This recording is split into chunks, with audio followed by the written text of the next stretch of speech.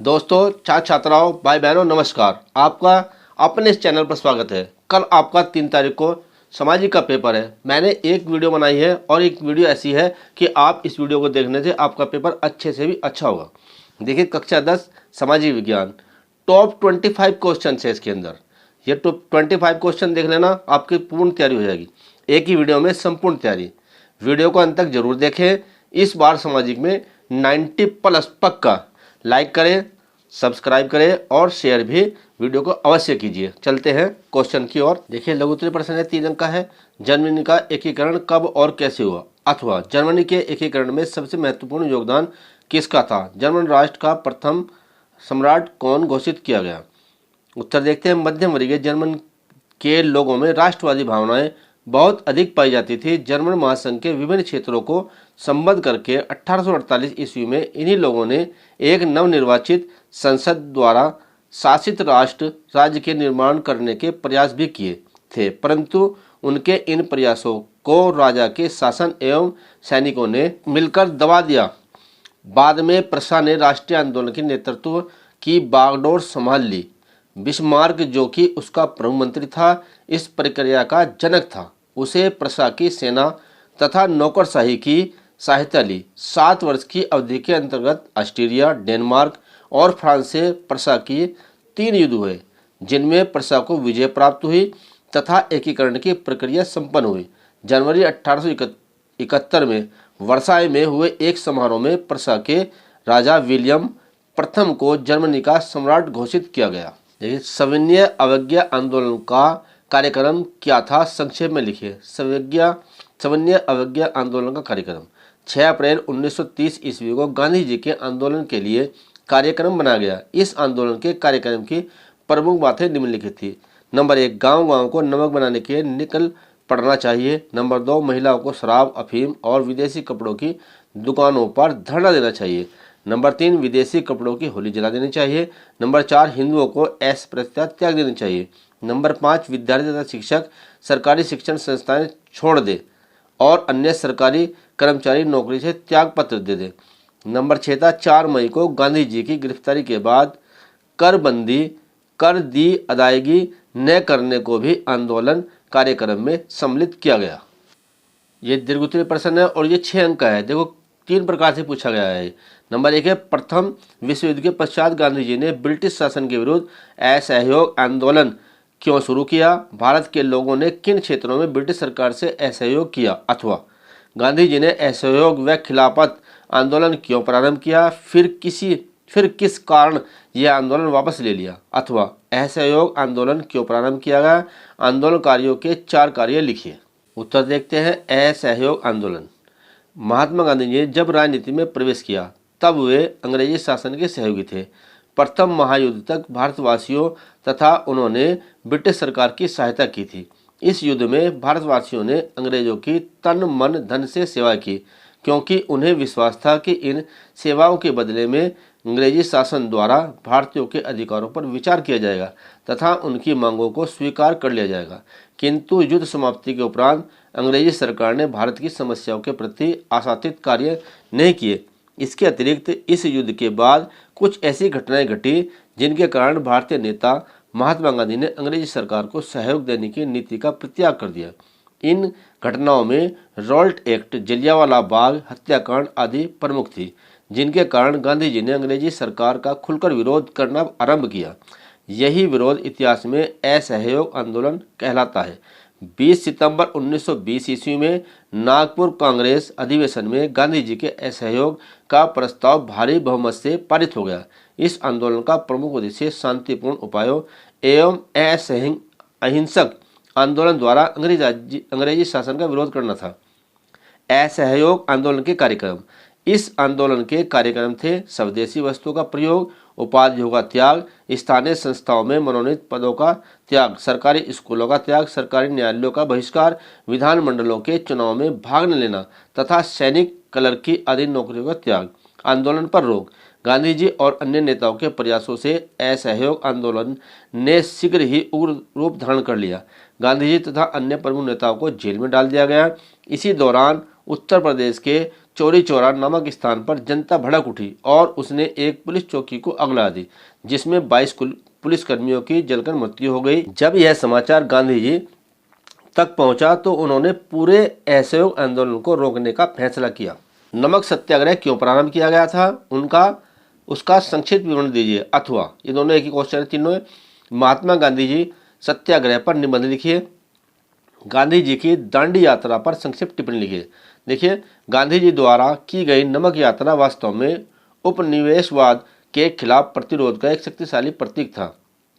चूंकि नमक भोजन का अभिन्न हिस्सा है और निर्धन धनवान सभी इसका प्रयोग करते हैं, अतः उस पर लगे हुए कर तथा उसके उत्पादन पर सरकारी इजारेदारी का गांधी जी द्वारा घोर विरोध किया गया। इसके लिए उन्होंने वायसराय लॉर्ड इरविन को एक पत्र लिखा, जिसमें उन्होंने अपनी 11 मांगे रखी थी। इसमें से कुछ मांगे सामान्य थी, परंतु सबसे अधिक महत्वपूर्ण मांग नमक कर को समाप्त करने की थी। गांधी जी ने अपने पत्र में लिखा था कि यदि 11 मार्च तक उनकी मांग स्वीकार नहीं की गई तो कांग्रेस सविनय अवज्ञा आंदोलन छेड़ देगी, परंतु वायसराय इरविन झुकने को राजी न हुए। अतः 12 मार्च 1930 ईस्वी को गांधी जी ने अपने 78 साथियों सहित डांडी तट की पैदल यात्रा की और 6 अप्रैल को समुद्र तट पहुंचकर सांकेतिक रूप से नमक कानून का उल्लंघन किया। अगला क्वेश्चन देखते हैं, दीर्घोत्तरीय है। विश्व अर्थव्यवस्था ने कैसे स्थान ग्रहण किया, इसमें तकनीकी का क्या योगदान है? देखते हैं। उत्तर 18वीं शताब्दी के अंत में ब्रिटेन में जनसंख्या में तीव्र गति से वृद्धि होने लगी। इसके परिणाम स्वरूप खाद्य पदार्थ की मांग में भी वृद्धि होना स्वाभाविक था। जैसे जैसे नगरीकरण व औद्योगिकरण की गति तीव्र होती गई, कृषि उत्पादों की मांग में वृद्धि हो जाने के कारण उनके मूल्यों में भी वृद्धि होने लगी। दूसरी ओर बड़े भूस्वामियों के दबाव में आकर ब्रिटिश सरकार द्वारा मक्का के आयात पर भी रोक लगा दी गई थी। वे कानून जिनके द्वारा सरकार यह रोक लगाया करती थी, वे कानून ही कॉर्न लॉ कहलाते थे। परंतु जब खाद्य पदार्थों के अत्यधिक बढ़े हुए मूल्यों से परेशान होकर उद्योगपतियों एवं नगरवासियों ने सरकार को विवश कर दिया कि वह कॉर्न लॉ को समाप्त कर दे, सरकार ने इस कानून को निरस्त कर दिया तथा अत्यंत कम मूल्यों पर खाद्य पदार्थों का आयात किया जाने लगा। 19वीं सदी के मध्य से ब्रिटेन की औद्योगिक प्रगति काफ़ी तेज रही, जिससे लोगों की आय में वृद्धि हुई। इससे लोगों की ज़रूरतें बढ़ी। पूर्वी यूरोप, रूस, अमेरिका और ऑस्ट्रेलिया दुनिया के हर हिस्से में ब्रिटेन का पेट भरने के लिए ज़मीनों को साफ करके खेती की जाने लगी। खेतीहर इलाकों को बंदरगाहों से जोड़ने के लिए रेलवे की जरूरत थी। तकनीकी का योगदान। तकनीकी अर्थात टेक्नोलॉजी ने जीवन के अन्य क्षेत्रों को प्रभावित करने के साथ साथ खाद्य उपलब्धता को भी बहुत अधिक प्रभावित किया। ऐसे अनेक ऐतिहासिक उदाहरण हैं जिनसे हमें यह ज्ञात होता है कि किस प्रकार तकनीकी ने खाद्य उपलब्धता को प्रभावित किया। उदाहरण के लिए 1870 के दशक तक अमेरिका से यूरोप को मांस नहीं भेजा जाता था, बल्कि जीवित पशु भेजे जाते थे जिनका कटान यूरोप ले जाकर ही हुआ करता था। परंतु रेफ्रिजरेशन तकनीकी के आ जाने के बाद से मांस तथा अन्य शीघ्र नष्ट होने वाले खाद्य पदार्थों को भी दूर दूर तक भेजा जाना सरल हो गया। साथ ही इन खाद्य पदार्थों के मूल्यों में भी बहुत कमी आ गई। इसी प्रकार रेल यातायात और विशाल जहाज़ों ने भी खाद्य पदार्थों को थोड़े समय में दूर दूर तक पहुंचाने और उनके दाम घटाने में महत्वपूर्ण भूमिका निभाई। देखिए, बहुत इंपॉर्टेंट है। 1929 की महामंदी से क्या अभिप्राय है, इस महामंदी के क्या कारण थे, अथवा महामंदी के कारणों की व्याख्या करें। दोनों में से किसी प्रकार आ सकता है क्वेश्चन ये। द्वितीय विश्व युद्ध के उपरांत संपूर्ण विश्व में जो भयानक आर्थिक मंदी का दौर चला उसे ही 1929 की महामंदी कहा जाता है। मंदी का यह दौर 1930 के संपूर्ण दशक तक बना रहा तथा संपूर्ण विश्व के देशों में इस दौर में कुपोषण, महामारी आदि का भयानक कोप बनाना। मंदी का प्रारंभ 4 सितंबर 1929 को अमेरिका स्टॉक एक्सचेंज में गिरावट से हुआ तथा 29 अक्टूबर 1929 को मंगलवार के दिन इसकी खबर अंतर्राष्ट्रीय हो गई। इस दिन को काला मंगलवार भी कहा जाता है, ये भी ध्यान रखना आपको। इस महामंदी के निम्न प्रमुख कारण थे। Number 1, stock market. विश्व के स्टॉक बाजारों, बैंकों एवं मुद्रण संस्थानों में आई गिरावट इनका संरचनात्मक कारण था। नंबर 2, विश्व युद्ध के बाद विकासीय ढांचे का चरमरा जाना इसका व्यवहारिक कारण था। नंबर 3, राजसत्ताओं का वैश्विक राजनीति में उलझकर सामाजिक आर्थिक पहलुओं की अनदेखी करना इसका राजनीतिक कारण था। नंबर 4, भारी पैमाने पर जनता का एक देश से दूसरे देश में व्यापार तथा कच्चा माल इस महामंदी को पूरी दुनिया में फैला देने का कारण था। नंबर 5, कृषि उत्पादन में अत्यधिक वृद्धि का होना, फलस्वरूप कृषि उत्पादों के मूल्यों में भारी गिरावट की स्थिति का उत्पन्न होना तथा कृषकों की अत्यधिक हानि होने के कारण ऋण में दब जाना। नंबर 6, प्रथम विश्व युद्ध के पश्चात अमेरिका का अंतर्राष्ट्रीय ऋणदाता देश के रूप में उभरना, परंतु उत्पादन व उपभोग व पूंजी के विदेशों में प्रवाह के कारण उसकी आर्थिक व्यवस्था में उछाल उत्पन्न हो जाना इत्यादि। मृदा अपरदन किसे कहते हैं? भूरक्षण रोकने के लिए क्या कदम उठाए गए हैं, अथवा मृदा अपरदन से क्या अभिप्राय है? मृदा अपरदन के लिए उत्तरदायी कारणों का वर्णन कीजिए। ये दोनों एक क्वेश्चन है, किसी भी तरह आ सकते हैं। मृदा अपरदन, मृदा का मतलब मिट्टी, अपरदन गतिशील प्रक्रम का परिणाम है। पर्वतीय क्षेत्रों में तापमान विभिन्नता के कारण रासायनिक एवं भौतिक अपक्षय अधिक सक्रिय रहता है। परिणाम स्वरूप चट्टान विदीर्ण होकर अपने ही स्थान पर चूर्ण जैसे सेल पदार्थ में परिवर्तित होती रहती है। इस प्रक्रिया को अपक्षय कहते हैं, जो अपरदन प्रक्रिया के लिए महत्वपूर्ण है। यही सेल चूर्ण जब जल, वायु, हिमनद आदि साधनों द्वारा उठकर, सरककर अथवा जल द्वारा बहकर अन्य स्थान पर स्थानांतरित होने लगता है तो इसे सामान्य अपरदन या भूरक्षण कहते हैं। जल केवल सेल पदार्थों को अपने साथ बहाकर ही कहीं ही नहीं ले जाता, बल्कि संलग्न एवं संपर्क चट्टानों या भू सतह का कटाव भी करता है, जिसे मृदा अपरदन कहा जाता है। मरुस्थलीय क्षेत्रों में वायु, पर्वतीय क्षेत्रों में हिम एवं जल, मैदानी क्षेत्रों में जल तथा समुद्री तटीय क्षेत्रों में सागरीय लहरें अपरदन के प्रमुख कारक हैं। मृदा अपरदन के लिए उत्तरदायी कारक निम्नलिखित हैं। नंबर 1, तीव्र ढालदार भूमि। नंबर 2, वनों का अत्यधिक विनाश। नंबर 3 है अनुपयुक्त पशुचारण। और फिर नंबर 4 है तीव्र वर्षा या बाढ़। नंबर 5 है अनुपयुक्त कृषि जुताई। नंबर 6, अनियंत्रित निर्माण कार्य। मृदा अपरदन या भूरक्षण रोकने के उपाय। भूरक्षण रोकने के लिए निम्नलिखित उपाय महत्वपूर्ण है। नंबर 1, मिट्टी संरक्षण हेतु वन संरक्षण एवं वनारोपण को प्रोत्साहित किया जाना चाहिए। नंबर 2, मिट्टी संरक्षण हेतु पशुचारण एवं वनों की कटाई को नियंत्रित किया जाना चाहिए। नंबर 3, जहां पर भूमि या भूमि कटाव, तेज वर्षा या बाढ़ग्रस्त क्षेत्र की समस्या है वहां पर संघन वनस्पति आवरण में वृद्धि की जाए। नंबर 4 है खेतों की जुताई में समुच्चय रेखा कंटूर विधि अपनाई जाए। नंबर 5 है मिट्टी संरक्षण हेतु जैविक खाद एवं संपोषित कृषि को प्रोत्साहित किया जाना चाहिए। नंबर 6, पर्वतीय क्षेत्रों में सड़क निर्माण के समय काटी गई चट्टानों को उचित उपचार करके उन्हें संरक्षण प्रदान करना चाहिए। नंबर 7, खनन एवं निर्माण कार्य को नियोजित एवं मृदा संरक्षण को ध्यान में रखकर करने के लिए शासन स्तर पर नीति निर्धारित होनी चाहिए। परंतु खेद है कि पर्वतीय क्षेत्रों में जो वास्तव में सर्वाधिक मृदा अपरदन से प्रभावित है, वहाँ शासन स्तर पर नगण्य कदम उठाए गए हैं। चावल की उपज के लिए आवश्यक 3 भौगोलिक दशाओं का वर्णन कीजिए। चावल खेती के लिए अनुकूल भौगोलिक परिस्थितियाँ। चावल भारत के अधिकांश लोगों का खाद्यान्न है। भारत चीन के बाद विश्व का दूसरा सबसे बड़ा चावल उत्पादक देश है। चावल को उगाने के लिए उच्च तापमान 25 डिग्री सेल्सियस से अधिक तथा उच्च आर्द्रता अर्थात 100 सेंटीमीटर से अधिक वर्षा की आवश्यकता होती है। जहां वर्षा कम होती है वहां सिंचाई की आवश्यकता पड़ती है। चावल के लिए दोमट, चिकनी तथा काछारी मिट्टी उपयुक्त रहती है। चावल उगाने के लिए बड़ी मात्रा में श्रमिकों की आवश्यकता होती है, इसलिए सघन जनसंख्या एवं उष्ण आर्द्र जलवायु वाले क्षेत्र चावल के उत्पादन हेतु सर्वोत्तम माने जाते हैं। निम्नलिखित में अंतर बताइए। लौह और एल्हो खनिज, फिर है परंपरागत और गैर परंपरागत ऊर्जा साधन अथवा ऊर्जा के परंपरागत स्रोत किसे कहते हैं? भारत के खनिज तेल के 2 क्षेत्रों के नाम लिखिए। तो लौह और एल्हो खनिज। लौह खनिज ये वे खनिज पदार्थ जिसमें लौह अंश की मात्रा पाई जाती है, लौह खनिज कहलाते हैं। लौह अयस्क, मैग्नीज, निकल व कोबाल्ट आदि प्रमुख लौह खनिज है। एल्हो खनिज वे खनिज पदार्थ जिसमें लौह अंश की मात्रा नहीं पाई जाती है, एल्हो खनिज कहलाते हैं। तांबा, सीसा, जस्ता, बॉक्साइट आदि इसी प्रकार के खनिज पदार्थ है। ख, परंपरागत और गैर परंपरागत ऊर्जा साधन। परंपरागत ऊर्जा साधन ऊर्जा के वह साधन है जिनका उपयोग प्राचीन काल से किया जा रहा है तथा जो जैवीय ऊर्जा साधन भी कहलाते हैं। परंपरागत ऊर्जा साधन है कोयला, उपले, खनिज तेल, प्राकृतिक गैस और विद्युत, जल एवं ताप सम्मिलित हैं। भारत के 2 प्रसिद्ध खनिज तेल क्षेत्रों के नाम हैं। नंबर 1 है अंकलेश्वर तेल क्षेत्र गुजरात में है। नंबर 2, बॉम्बे हाई तेल क्षेत्र महाराष्ट्र में है।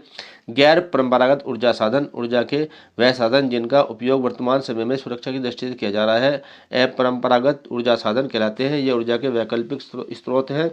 सौर ऊर्जा, पवन, ज्वारीय व भूतापीय बायोमास तथा परमाणु ऊर्जा को इसमें सम्मिलित किया जाता है। परिवहन तथा संचार के साधन किसी देश की जीवन रेखा तथा अर्थव्यवस्था क्यों कहे जाते हैं?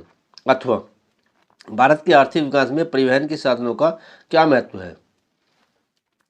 परिवहन तथा संचार के साधन किसी देश की अर्थव्यवस्था का आधार कहलाते हैं। वस्तुओं के उत्पादन से लेकर उपभोक्ता तथा वस्तुओं का विनिमय एवं वितरण को सुनिश्चित करने में यातायात एवं संचार साधनों की विशिष्ट भूमिका होती है।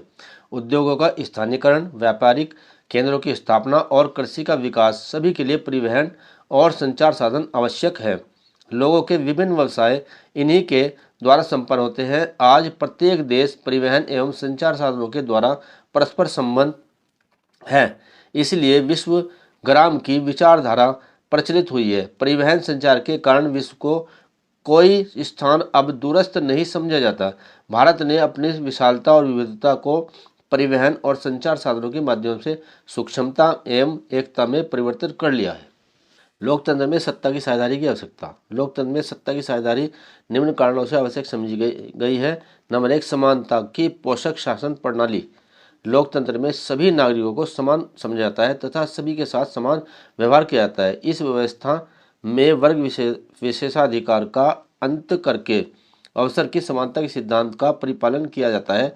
इसलिए इस प्रकार के शासन में सभी नागरिकों के साथ समानता का व्यवहार किया जाता है तथा सभी को सत्ता में साझेदारी बनाया जाता है।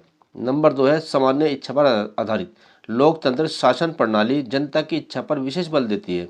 इस शासन प्रणाली में सामान्य इच्छा के अनुसार ही शासन कार्य संचालित किया जाता है। इसलिए लोकतंत्र शासन में किसी वर्ग विशेष के हितों का ध्यान न रखकर समस्त नागरिकों के हितों की सुरक्षा की जाती है तथा उन्हें सत्ता का भागीदार बनाया जाता है। नंबर 3 है व्यक्तिगत स्वतंत्रता की सुरक्षा। लोकतंत्र शासन प्रणाली में सभी नागरिकों को व्यक्तिगत स्वतंत्रता की सुरक्षा प्रदान की जाती है, जैसा कि इस शासन प्रणाली में कोई भी व्यक्ति किसी दूसरे की इच्छा पर निर्भर नहीं रहता। इसलिए सभी को शासन के कार्यों में भाग लेने का समान अवसर प्रदान किया जाता है। मूर्त रूप में सभी नागरिकों को समान रूप से मौलिक अधिकार प्रदान किए जाते हैं। सभा एवं गोष्ठी आदि करने व संगठनों में भाग लेने का अधिकार दिया जाता है। स्थानीय स्वशासन का विकास। लोकतंत्र शासन प्रणाली में जनता को शासन का कार्यभार संभालने के लिए तैयार किया जाता है। इससे स्वशासन की संस्थाओं का विकास होने की संभावना बनी रहती है। इस प्रकार जनता अपनी स्थानीय समस्याओं का समाधान स्वयं ही करती है। यह सत्ता में भागीदारी से ही संभव हो पाता है। नंबर 5 है विश्व शांति तथा विश्व बंधुत्व का समर्थक। विश्व शांति की स्थापना विश्व बंधुत्व पर आधारित लोकतंत्र के द्वारा ही की जा सकती है। यह तभी संभव है जब सभी संतुष्ट हो और यह संतुष्टि परस्पर सत्ता की भागीदारी से ही उपज सकती है। नंबर 6 है योग्य एवं कुशल व्यक्तियों का शासन। लोकतंत्र में योग्य तथा कार्यकुशल व्यक्तियों की प्रतिभा तथा योग्यताओं का भरपूर उपयोग किया जाता है। शासन सत्ता में भाग लेने की सभी को स्वतंत्रता प्राप्ति होती है, परंतु शासन व्यवस्था के केवल उन्हीं व्यक्तियों का निर्वाचन होता है जो इसके लिए योग्य होते हैं। इस प्रकार सत्ता की साझेदारी योग्य शासक उत्पन्न कर सकती है। इसके अतिरिक्त लोकतंत्र जिन सिद्धांतों पर निर्भर है उनमें प्रमुख है समानता का सिद्धांत, स्वतंत्रता का सिद्धांत, भारतत्व का सिद्धांत, लोक संपूर्णता का सिद्धांत, मौलिक अधिकारों का सिद्धांत, वयस्क मताधिकार का सिद्धांत। इन सभी का पालन केवल सत्ता की भागीदारी से ही संभव है, अन्यथा नहीं। बहुत इंपॉर्टेंट क्वेश्चन है, संविधान की संघीय व्यवस्था क्या है, इसकी विशेषता का वर्णन कीजिए अथवा भारतीय संघवाद की प्रमुख विशेषताओं का वर्णन कीजिए अथवा संघवाद क्या है, संघवाद की प्रमुख विशेषताएं क्या है, भारत का उदाहरण देते हुए समझाइए अथवा संघवाद क्या है, भारत के संघीय ढांचे की 4 विशेषताएं बताइए। किसी तरह क्वेश्चन आता है उत्तर वही होता है। संविधान की संघात्मक शासन व्यवस्था का तात्पर्य उस व्यवस्था से है जिसमें 2 प्रकार की सरकारें होती है। एक सरकार संपूर्ण देश का प्रशासन करती है और संघीय सरकार कहलाती है तथा दूसरी सरकार राज्यों का प्रशासन करती है और राज्य सरकार कहलाती है।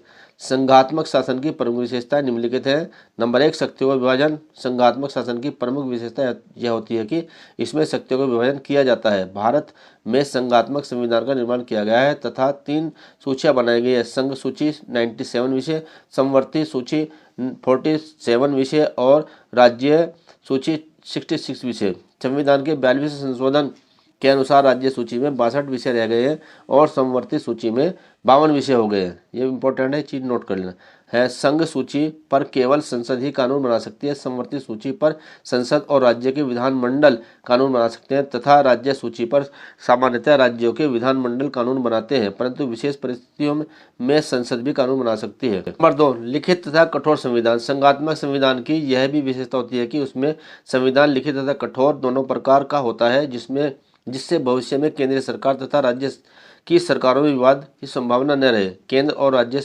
दोनों ही संविधान को सर्वोच्च मानते हैं। नंबर 3, स्वतंत्र एवं निष्पक्ष न्यायपालिका। संघात्मक शासन में स्वतंत्र व निष्पक्ष न्यायपालिका होती है जो केंद्र तथा राज्यों के विवादों का निर्णय करती है। उच्चतम न्यायालय संविधान का संरक्षक माना जाता है तथा वही संविधान की व्याख्या भी करता है। भारत में उच्चतम न्यायालय की ऐसी ही स्थिति उच्चतम न्यायालय केंद्र और राज्य के बीच में संवैधानिक विवादों के निर्णय करके संविधान की सुरक्षा करता है। यदि केंद्र अथवा राज्य की विधायिकाएं संविधान के विरुद्ध कोई कानून बना दे तो उच्चतम न्यायालय उसे अवैध घोषित कर देता है। द्विसदनीय विधायिका भारतीय व्यवस्थापिका अथवा संसद में 2 सदन राज्यसभा तथा लोकसभा है। राज्यसभा में राज्यों को प्रतिनिधित्व दिया गया है जो संघीय शासन व्यवस्था के अनुकूल है। नंबर 5, कठोर संशोधन प्रक्रिया।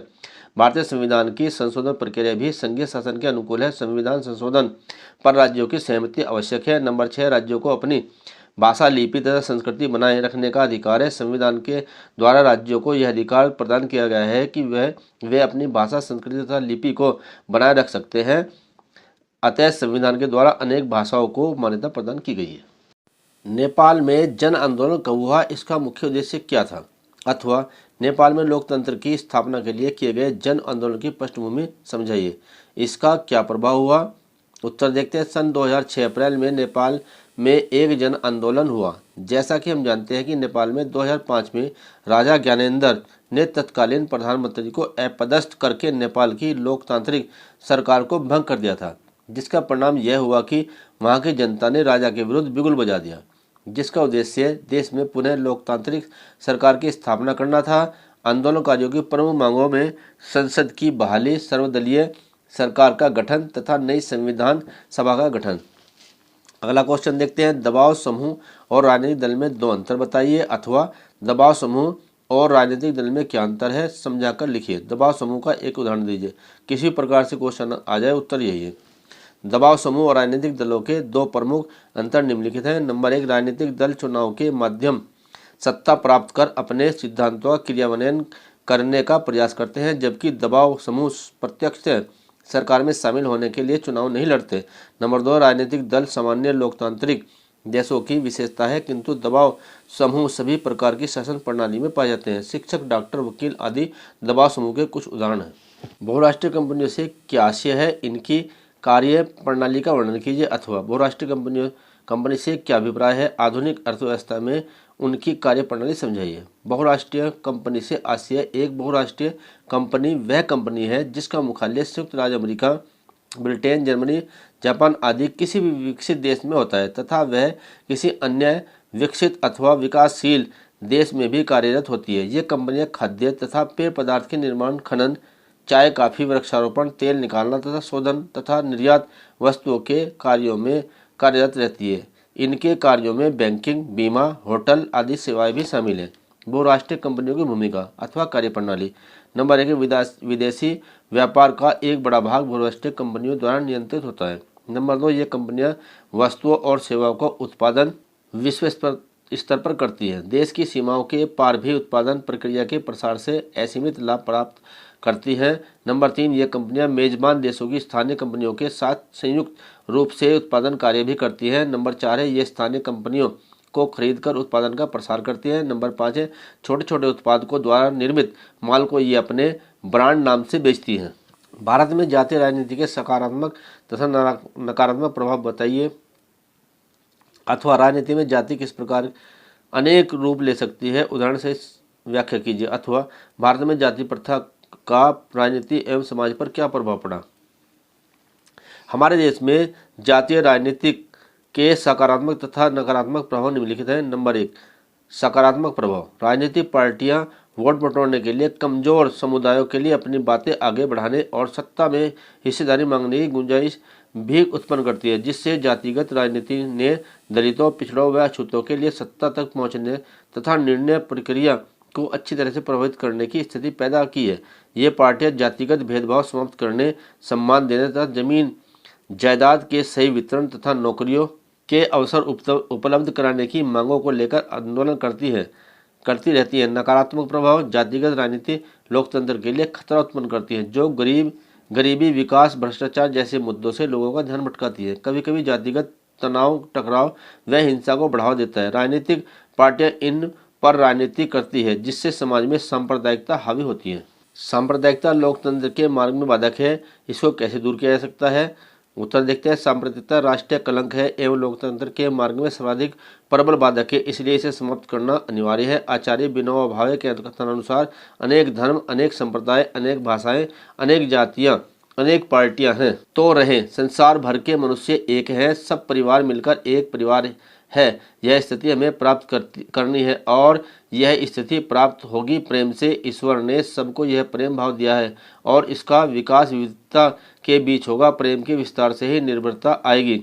सांप्रदायिकता की समस्या को दूर करने के लिए निम्नलिखित सुझाव दिए जा सकते हैं। नंबर 1, ऐसी भावना विकसित किया जाए जिससे सभी धर्मों और संप्रदायों के व्यक्ति साथ साथ रहना सीखे। नंबर 2, राष्ट्रीय स्तर के त्यौहार मनाए जाएं जिनमें सभी व्यक्तियों को एक दूसरे के साथ रहने का मौका दिया जाए। देश में नैतिक और आध्यात्मिक मूल्यों को बढ़ावा दिया जाए। नंबर 3, सार्वजनिक प्रार्थनाएं, सभाएं और धार्मिक स्थानों की स्थापना की जाए। नंबर 4 है, धर्म निरपेक्षता को बढ़ावा दिया जाए। नंबर 5 है, शिक्षा में धर्म को महत्वपूर्ण स्थान दिया जाए। नंबर 6, भाषा के संबंध में एक राष्ट्रीय नीति अपनाई जाए।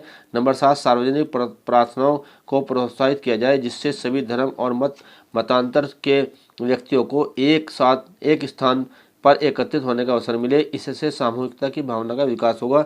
नंबर 8 है, शिक्षण व्यवस्था में सुधार किया जाए और इसमें आध्यात्मिक मूल्यों और आदर्शों को सम्मिलित किया जाए। इससे नैतिकता के विकास को बल मिलेगा। नंबर 9 है, विभिन्न धर्मों और संप्रदायों के व्यक्तियों को विचार गोष्ठी तथा अध्ययन मंडल को चलाने के लिए प्रोत्साहित करना चाहिए। नंबर 10, ऐसे उत्सवों और त्योहारों को प्रोत्साहित किया जाए जो किसी भी धर्म और संप्रदाय से संबंधित न हो। लोकतंत्र के गुण एवं दोषों को उल्लेख कीजिए अथवा भारतीय लोकतंत्र की 3 विशेषताएं बताइए। अब लोकतंत्र के गुण देखते हैं। लोकतंत्र नागरिकों के अधिकारों तथा स्वतंत्रताओं को बनाए रखता है तथा उनको उचित सम्मान भी प्रदान करता है।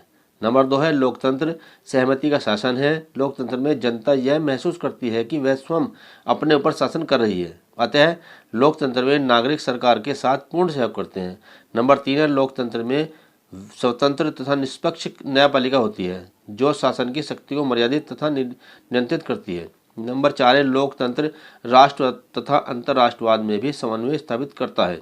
लोकतंत्र के दोष। नंबर 1, लोकतंत्र में शासन व्यवस्था कमजोर होती है क्योंकि सरकार के विरुद्ध निरंतर प्रदर्शन तथा धरने चलते रहते हैं।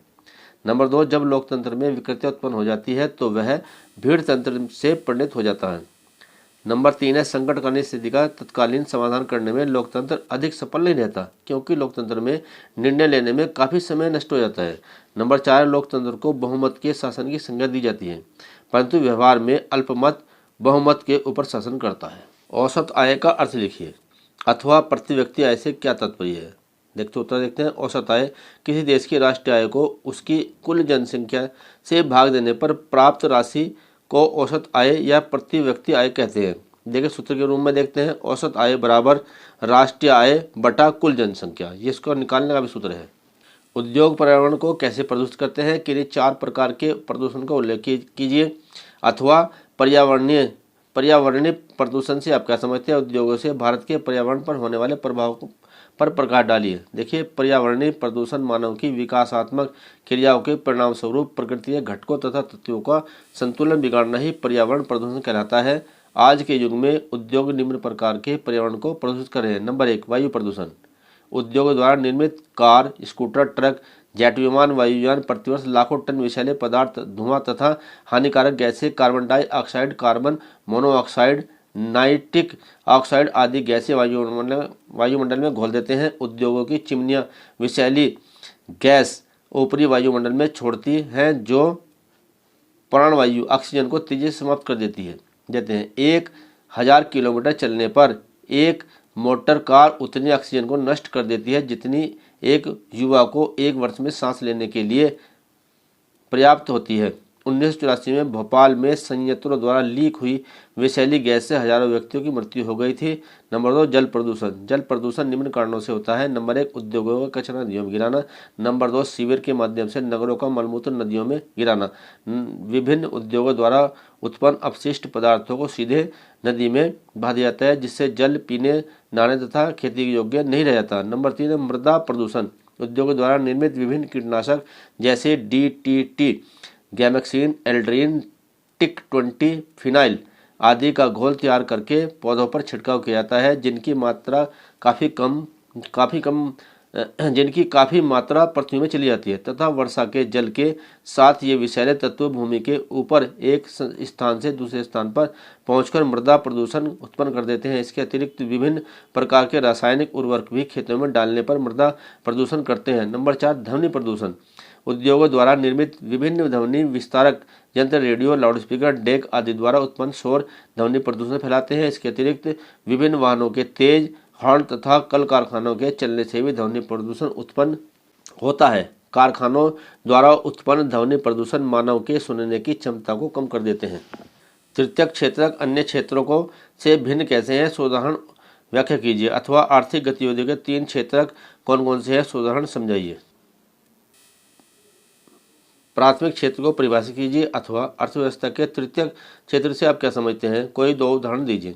उत्तर देखते हैं। प्राथमिक क्षेत्रक में हम प्राकृतिक संसाधनों का उपयोग करके किसी वस्तु का उत्पादन करते हैं तो इसे प्राथमिक क्षेत्रक की गतिविधि कहा जाता है। कपास का उत्पादन, डेयरी उत्पाद, मत्स्य पालन तथा वनोत्पाद, खनिज और अयस्क प्राकृतिक उत्पाद हैं। इस क्षेत्रक को कृषि एवं सहायक क्षेत्र भी कहते हैं। द्वितीयक क्षेत्रक की गतिविधियों के अंतर्गत प्राकृतिक उत्पादों को विनिमय प्रणाली के जरिए अन्य रूपों में परिवर्तित कर दिया जाता है।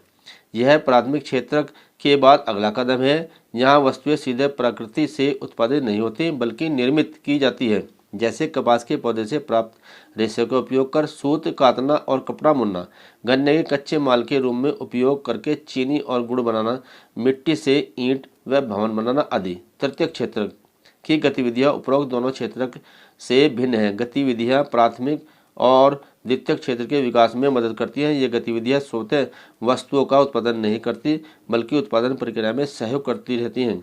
परिवहन, संचार, बैंक सेवाएं, भंडारण और व्यापार तृतीयक गतिविधियों के कुछ उदाहरण हैं। ये गतिविधियाँ सेवाओं का सृजन करती हैं। सेवा क्षेत्र में कुछ ऐसी सेवाएं भी हैं जो प्रत्यक्ष रूप से वस्तुओं के उत्पादन में सहायता नहीं करती, जैसे शिक्षक, डॉक्टर, धोबी, नाई, मोची, वकील, मुनीम, लेखाकर्मी तथा प्रशासक आदि। वर्तमान में सूचना प्रौद्योगिकी पर आधारित कुछ नवीन सेवाएं जैसे internet cafe, ATM, booth call centre तथा सॉफ्टवेयर कंपनियां भी महत्वपूर्ण हो गई है। विदेशी व्यापार से आप क्या समझते हैं, इसके लाभों का वर्णन कीजिए। उत्तर देखते हैं। विदेशी व्यापार जब 2 या 2 से अधिक राष्ट्रों के बीच वस्तुओं और सेवाओं का क्रय विक्रय लेन देन होता है तो इसे विदेशी व्यापार कहते हैं।